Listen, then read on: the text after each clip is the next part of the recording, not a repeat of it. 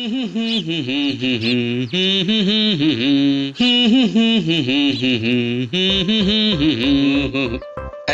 তুমি আবার সকাল সকালই ঝুড়ি ভর্তি শাক কোথা থেকে আনলে? এই পুঁটিতে জমি থেকে কি সুন্দর জমি ভর্তি শাক হয়েছে, হ্যাঁ? দেখলেই চোখ ভরে যায়। হ্যাঁ গো, আমাদের তো কতটা জমি পড়ে আছে গো। তুমি ওতে একটু সবজি চাষ করতে পারো না? তাহলে অন্তত টাটকা সবজিটা খেতে পারতাম। হ্যাঁ, টাটকা সবজি খাবে? জানো জমিতে কাজ করা কত কষ্ট? রোদে ঘামে তেতে পুড়ে জমিতে কাজ করতে হয়। যাও যাও যাও, আর বেশি কথা না বলে তাড়াতাড়ি শাকগুলো ভেজে ফেলো। গরম গরম ভাত দিয়ে শাক ভাজা খেয়ে তারপর রাজবাড়িতে যাবো। সারাদিন খালি খাওয়া আর খাওয়া, কোনো কাজের বেলায় অষ্টরম্ভা। হ্যাঁ, আমায় কিছু বললে নাকি গিন্নি? না না, তোমায় কিছু বলতে পারি? হ্যাঁ, তাহলে আর এখানে সঙ্গের মতো দাঁড়িয়ে না থেকে যাও যাও, তাড়াতাড়ি শাকগুলো ভেজে ফেলো গিয়ে। যাচ্ছি। যাই, আমিও তাড়াতাড়ি স্নানটা সেরে ফেলি।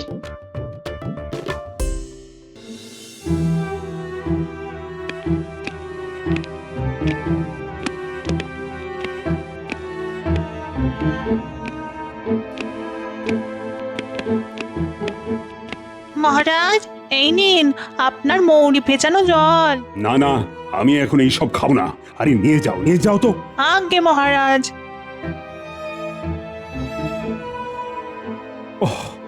মন্ত্রীকে সেই কখন খবর পাঠিয়েছি, এখনো যে কেন আসছে না।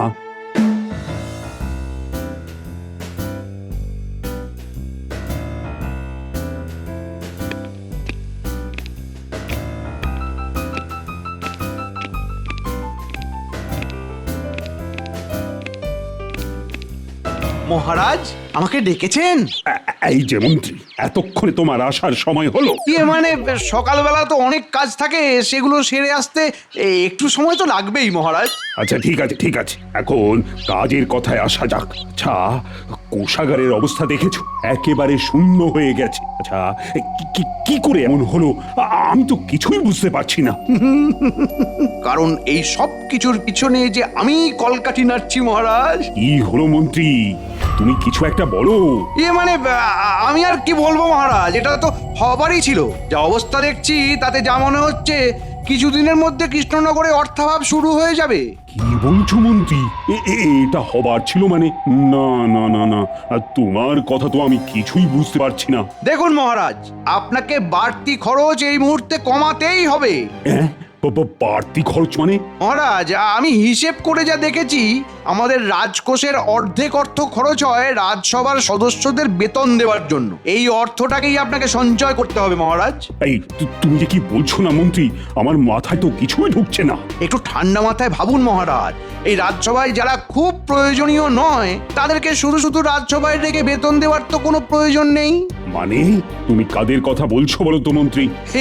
মানে আমি নির্দিষ্ট করে কারোর কথা বলতে চাইছি না মহারাজ। তবে দেখুন, এই যে গোপাল, ওর তো রাজসভায় সেরকম কোনো প্রয়োজনই নেই।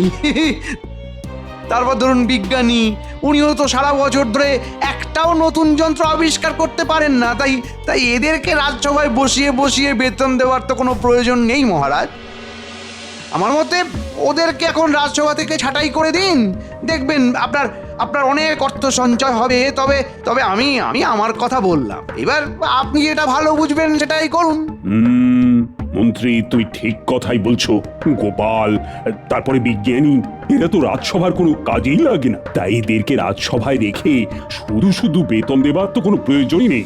না না না না, আমি আজই ওদের রাজসভা থেকে বরখাস্ত করব। এটাই তো চাইছিলাম।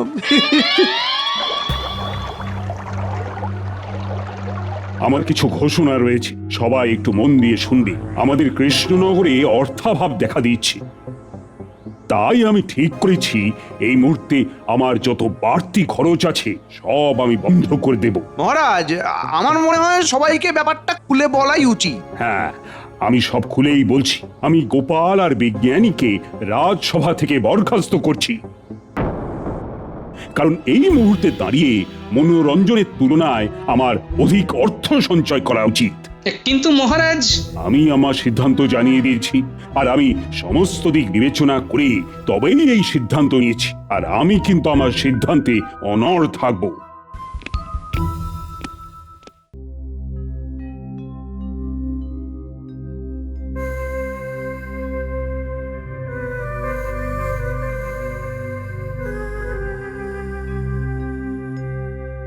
তা হ্যাঁ গো, বলি এত তাড়াতাড়ি ফিরে এলে রাজবাড়ি থেকে? আর তোমাকে যে চুনো মাছ আনতে বলেছিলাম, এনেছো? হ্যাঁ, আর চুনো মাছ? এইবার থেকে ভাত আর আলু সেদ্ধ খাবার অভ্যেস করো গিন্নি। ভাত আলু সেদ্ধ? কিন্তু কেন? গিন্নি, আমাকে আর বিজ্ঞানীকে মহারাজ রাজসভা থেকে বরখাস্ত করেছেন। উমা, সে কি কথা? হ্যাঁ গিন্নি, আমি ঠিকই বলছি। কৃষ্ণনগরে নাকি অর্থাভাব দেখা দিয়েছে, তাই মহারাজ আমাদের রাজসভা থেকে বরখাস্ত করে অর্থ সঞ্চয় করবেন। তাহলে আমাদের চলবে কিভাবে? সেটাই তো ভাবছি গিন্নি, কি যে করা যায়। কিছু একটা তো করতে হবে, না হলে সংসার চালাবো কিভাবে? হ্যাঁ গো, আমাদের তো কিছুটা জমি আছে, সেই জমিতে চাষ করলেই তো হয়, অন্তত ভাতের অভাবটা তো আর হবে না। হ্যাঁ, এই কথাটা তুমি মন্দ বলনি গিন্নি। তবে বহুদিন ধরে তো জমিতে চাষাবাদ করা হয় না। জমিটা কি এখনো চাষ করার উপযোগ্য আছে গিন্নি? কাল একবার গিয়ে দেখো না, তারপর না হয় অবস্থা বুঝে ব্যবস্থা নেওয়া যাবে। হ্যাঁ হ্যাঁ, কাল বরং একবার পুটির বাবাকে নিয়ে জমিতে যাব, বুঝলে? তারপর দেখি যদি কিছু করতে পারি।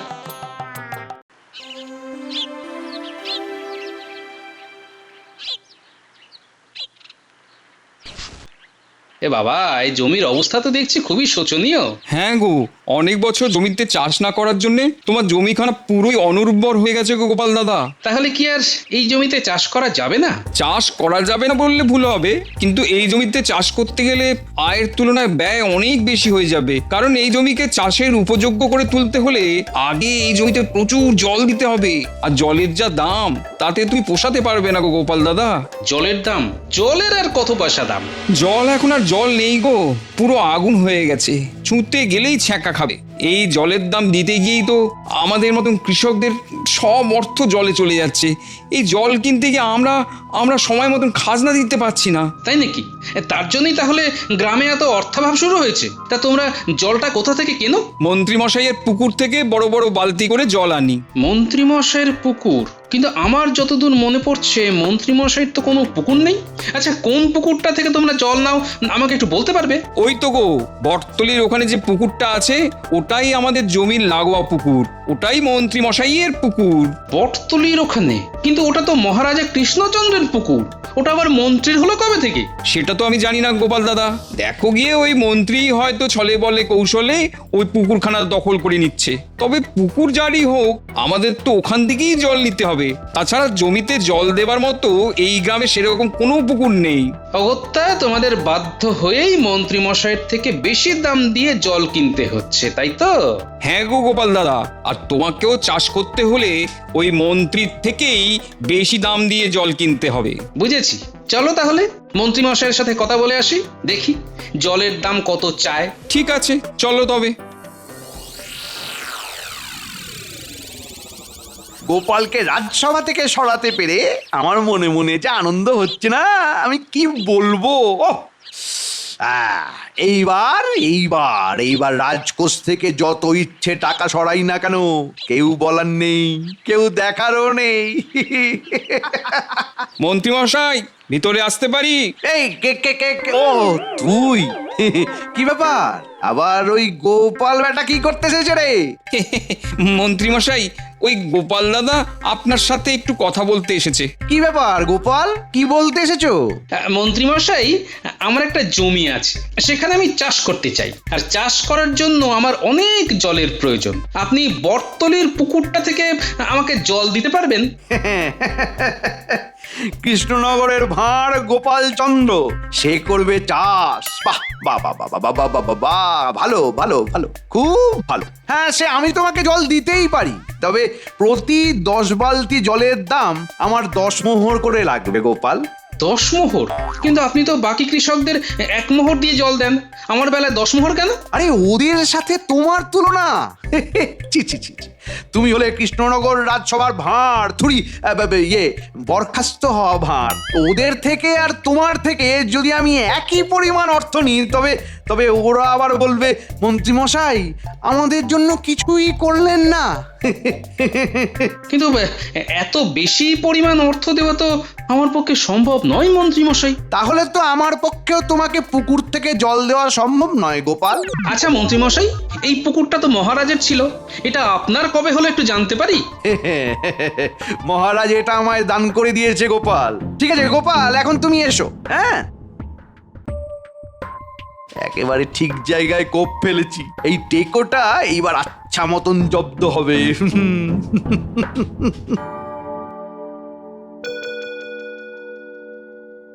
ওই মন্ত্রীর কুটবুদ্ধির জন্য আজকে আমার এই অবস্থা। ওকে তো আমাকে মজা দেখাতেই হবে, কিন্তু তার আগে আমার নিজের একটা ব্যবস্থা করতে হবে, নইলে তো গিন্নি আর আমি না খেতে পেয়ে মরবো। কিন্তু কি করি, জমির যে অবস্থা তাতে তো জল ছাড়া কোনো গতি নেই, আর আমার কাছে এখন এত অর্থও নেই যে মন্ত্রীর থেকে জল কিনবো।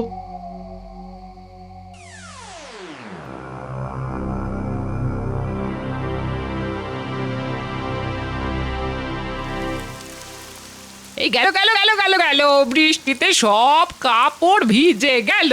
হ্যাঁ গো, বসে বসে বৃষ্টি দেখছো, কাপড়গুলো একটু তুলতে পারলে না? বৃষ্টি, হ্যাঁ বৃষ্টি বৃষ্টি। গিন্নি পেয়েছি উপায় পেয়েছি গিন্নি। উপায় পেয়ে গেছি। হ্যাঁ? আরে আরে আরে আরে, এইভাবে বৃষ্টিতে ভিজছো কেন? আর কি উপায় পেয়েছো? হ্যাঁ, চাষের জমিতে মাছ চাষ করার। হ্যাঁ? চাষের জমিতে মাছ চাষ? হ্যাঁ?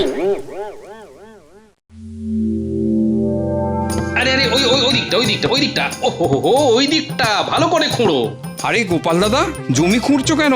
ধনরত্ন পেলে নাকি? ধনরত্নের চাষ করবো গো। ধনরত্ন চাষ?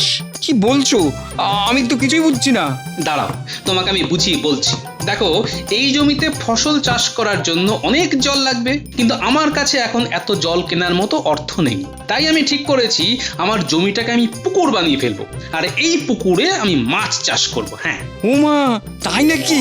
কিন্তু কিন্তু পুকুর ভরতে তো অনেক জল চাই। প্রাকৃতিক জল থাকতে আমার চিন্তা কি গো? ভেবেছিলাম বর্ষা আসতে দেরি হবে, তাই জল জল করে হাহাকার করছিলাম, কিন্তু আজ থেকে বর্ষা নেমে গেল। আমরা মুখ্য সূক্ষ্ম মানুষ বাবা, যা বলবে একটু খোলসা করে বলো না গো। তোমার কথা তো আমার মাথায় কিছুই ঢুকছে না গোপাল দাদা। আরে আমি বৃষ্টির কথা বলছি। এখন তো বর্ষাকাল পড়ে গেল, আর যা বৃষ্টি হচ্ছে তাতে 3 দিনে আমার পুকুর ভরে যাবে, আর একবার পুকুর ভরে গেলেই ওই পুকুরে আমি মাছ চাষ শুরু করে দেব। সত্যি গোপাল দাদা, তোমার মাথায় কত বুদ্ধি গো।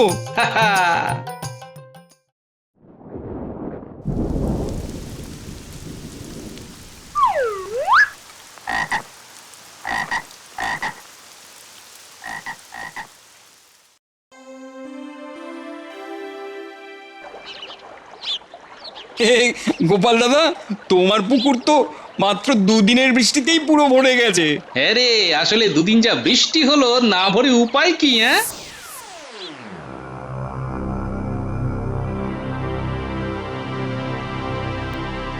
এই আবার অন্ধকার করে এসেছে, মনে হয় বৃষ্টি নামবে।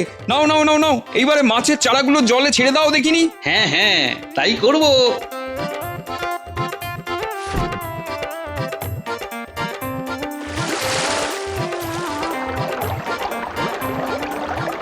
গোপাল দাদা, এই মাছগুলো এক্ষুনি যা লাফাচ্ছে তাতে মনে হচ্ছে আর কিছুদিনের মধ্যেই এরা অনেক বড় বড় হয়ে যাবে।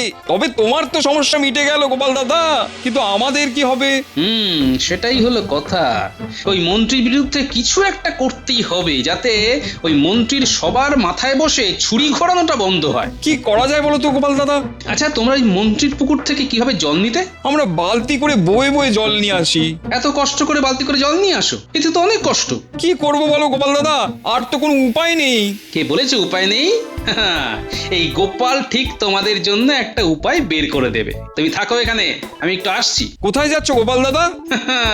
মন্ত্রীর ষড়যন্ত্রের বাসা ভাঙতে।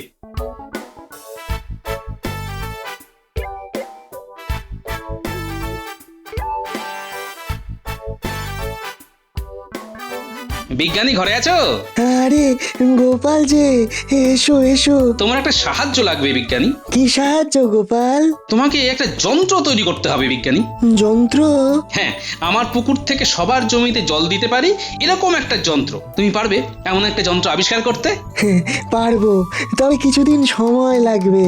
তোমার যত সময় লাগে তুমি নাও বিজ্ঞানী, তবে ওই যন্ত্রটা আবিষ্কার করতেই হবে যাতে মন্ত্রীর ওই জলের ব্যবসাতে আমি ছাই ঢালতে পারি। হ্যাঁ,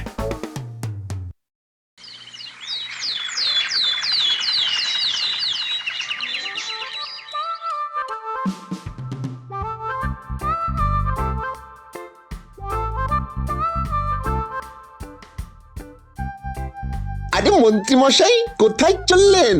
একটু রাজবাড়িতে যাচ্ছি। এত দেরি করে রাজবাড়িতে যাচ্ছেন? আরে এখন তো মহারাজের কানে ফুসমন্তর দেওয়ার জন্য গোপাল আর রাজবাড়িতে নেই, তাই রাজবাড়িতে তাড়াতাড়ি যাবারও বালাই নেই। ভাগ্যিস বুদ্ধি করে গোপালকে রাজবাড়ি থেকে বের করে দিয়েছি। আর এখন তো গোপালের অবস্থাও খুবই শোচনীয়। আমার পুকুর থেকে জল নিয়ে চাষ করার সামর্থ্য নেই। ভাবছি এই সুযোগে জলের দাম আরো বাড়িয়ে দেবো, যাতে গোপাল কিছুতেই জমিতে চাষ না করতে পারে। হ্যাঁ। গোপাল তো তার জমিটা খুঁড়ে বৃষ্টির জল ভরিয়ে পুকুর বানিয়েছে। ওই পুকুরে ও মাছ চাষ করছে। আবার তো শুনলাম বিজ্ঞানী নাকি কি এক যন্ত্র আবিষ্কার করবে। সেই যন্ত্র দিয়ে নাকি গোপালের পুকুর থেকে সবার জমিতে জল সরবরাহ হবে। আহ, কি কি বলছিস তোরা? হ্যাঁ মন্ত্রী মশাই, আমরা একেবারে ঠিক কথাই বলছি। বিশ্বাস না হলে নিজে গিয়ে দেখুন। বটা ঘটাদের কথা যদি সত্যি হয় তাহলে তো আমার এতদিনের ব্যবসা মাঠে মারা যাবে। না না না না না না, নিজের চোখে না দেখা পর্যন্ত আমার শান্তি হচ্ছে না। যাই যাই যাই যাই যাই, নিজের চোখে একবার গিয়ে দেখে আসি। যাই।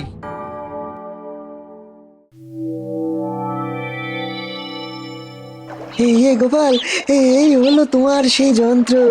এটাকে পাম্প মেশিন বলা হয়। ইয়ে মানে বিজ্ঞানী, এই পাম্প মেশিন থেকে জল বের হবে কি করে? এই যে হাতলটা দেখছো, এটা 3 বার ঘুরিয়ে দিলেই এই যন্ত্র চালু হয়ে যাবে আর জল উঠতে শুরু করবে। বাবা বাবা, এটা তো দারুণ ব্যাপার গো গোপাল দাদা। বিজ্ঞানী বাবু, একবার এই যন্ত্রখানা চালু করে দেখান না। হ্যাঁ, নাও গোপাল নাও, এই হাতলখানা জোরে জোরে 3 বার ঘোরাও দেখি। আচ্ছা আচ্ছা আচ্ছা আচ্ছা, এই একবার, এই দুবার, আর এই হলো 3 বার। আরে ওই তো জল পড়ছে। হ্যাঁ বিজ্ঞানী, জল পড়ছে, জল পড়ছে। এইবারে যন্ত্র থেকে জল সবার জমিতে চলে যাবে গোপাল। সত্যি বিজ্ঞানী, তুমি না থাকলে এটা সম্ভবই হতো না। শোনো তোমরা, এই যন্ত্রের সাহায্যে তোমরা খুব সহজে মাটির নিচ থেকে জল নিজেদের জমিতে দিতে পারবে। আর যদি জমির তলদেশে জল অনেক নিচে থাকে তাহলে অন্য কারো পুকুরে পাম্পের অর্থাৎ জল নিষ্কাশন যন্ত্রের একটা নল দিয়ে জল টেনে এনে আরেকটা নল দিয়ে বের করার ব্যবস্থাও আছে। ব্যাস, তাহলে তো কোনো সমস্যাই নেই। আমার তো পুকুর আছে, মাছ চাষ হচ্ছে, আর প্রয়োজনে তোমরা জলও নিতে পারবে। এই জন্যই বলে যার কেউ নেই তার জন্য ওপরওয়ালা আছে। আর গোপাল দাদা, তুমি না থাকলে আমাদের সমস্যার সমাধান হতো না। এইবার ওই মন্ত্রী বুঝবে মানুষ ঠকিয়ে ব্যবসা করলে কি হয়। আরে মন্ত্রী মশাই, আপনি আসুন আসুন আসুন, আমাদের নতুন যন্ত্র দেখে যান। মানে তার মানে তোরা কেউ আর আমার পুকুর থেকে চাষের জন্য জল নিবি না, তাই তো? না, তোমার থেকে এত বেশি অর্থ দিয়ে জল নিয়ে আমরা মরবো নাকি? ভেবে দেখ, এখনো ওই গোপাল কিন্তু নিজের স্বার্থেই সব করছে, যাতে তোদের ঘাড় ভেঙে ও নিজের ব্যবসাটা চালিয়ে যেতে পারে। কে কার স্বার্থে কি করছে সেটা 1 মাস পরেই সবাই বুঝতে পারবে মন্ত্রী মশাই। আপনি এবার আসুন মন্ত্রী মশাই। ঠিক আছে, আমি চলে যাচ্ছি, তবে শেষে দেখিস তোদেরকে আবার আমার কাছেই ফিরতে হবে। এই আমি বলে দিলাম। এই মন্ত্রী আমাকে সবার সামনে খারাপ প্রমাণ করার চেষ্টা করতে পারে, তাই আমাকে সজাগ থাকতে হবে।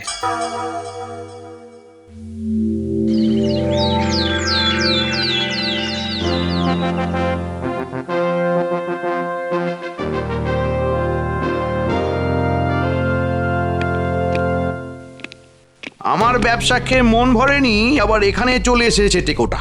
আরে গোপাল, তুমি?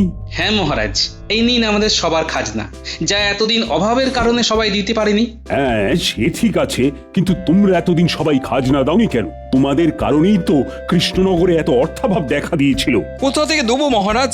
মন্ত্রী মশাই তো আমাদের থেকে জলের দাম বেশি বেশি করে নিয়ে আমাদের পুরো পথে বসিয়ে দিয়েছিলেন। এই গোপাল দাদা আমাদের বাঁচিয়েছে। কি ব্যাপার গোপাল, কি হয়েছে? আমি তো কিছুই বুঝতে পারছি না। আমি আপনাকে সব বুঝিয়ে বলছি মহারাজ। ওই তো গো, বটতলির ওখানে যে পুকুরটা আছে ওটাই আমাদের জমির লাগোয়া পুকুর, ওটাই মন্ত্রী মশাইয়ের পুকুর। বটতলির ওখানে? কিন্তু ওটা তো মহারাজা কৃষ্ণচন্দ্রের পুকুর। তবে পুকুর যারই হোক, আমাদের তো ওখান থেকেই জল নিতে হবে। অগত্যা তোমাদের বাধ্য হয়েই মন্ত্রী মশাইয়ের থেকে বেশি দাম দিয়ে জল কিনতে হচ্ছে, তাই তো? এই মন্ত্রী গোপালকে ঠিক বলছে? মানে মহারাজ, আমাকে ক্ষমা করে দিন মহারাজ, আমার ভুল হয়ে গেছে, আমি আর এই ভুল করবো না মহারাজ, এই ভুল করবো না আমি। অনেক হয়েছে, আর নয়, এইবার তোমাকে আমি শুলে চড়াবো। না না মহারাজ এরকম করবেন না, আমাকে ক্ষমা করে দিন, আমি কথা দিচ্ছি এই ভুল আর হবে না মহারাজ, আমি আপনার পুকুর আপনাকে ফেরত দিয়ে দেব মহারাজ। ক্ষমা করতে পারি, তবে একটাই শর্তে। জলের দাম হিসেবে যার থেকে যতটা অর্থ নিয়েছো তার সমস্তটাই তোমাকে সুদে আসলে সকলকে ফিরিয়ে দিতে হবে।